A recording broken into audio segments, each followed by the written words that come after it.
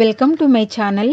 ఈరోజు అమ్మ వంటల రుచిలో ఆరోగ్యకరమైన దానిమ్మకాయ జ్యూస్ను జ్యూసర్లో ఏ విధంగా తయారు చేయాలో ఇప్పుడు చూద్దాం.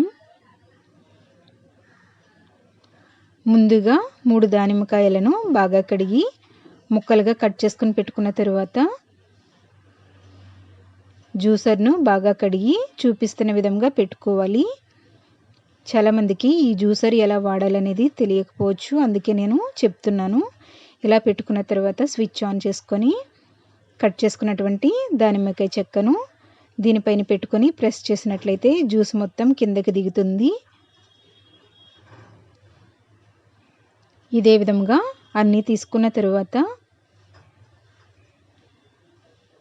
ఈ గింజల్లో ఉన్నటువంటి జ్యూస్ను కూడా పిండుకున్నట్లయితే కిందకి వెళ్ళిపోతుంది.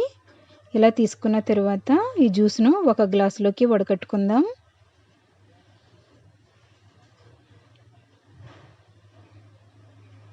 ఇలా వడకట్టుకున్న తర్వాత ఇందులో ఒక చెక్క నిమ్మరసం పిండుకోవాలి.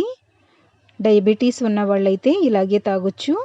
డయాబెటీస్ లేని వాళ్ళైతే 1 టేబుల్ స్పూన్ తేనె కలుపుకొని కూడా తాగొచ్చు. ఇది ఆరోగ్యానికి చాలా మంచిది. ఎవరైతే రక్తం లేక బాధపడుతున్నారో వాళ్ళు ప్రతిరోజు 1 గ్లాస్ జ్యూస్ చేసుకొని తాగినట్లయితే రక్తం త్వరగా పడుతుంది.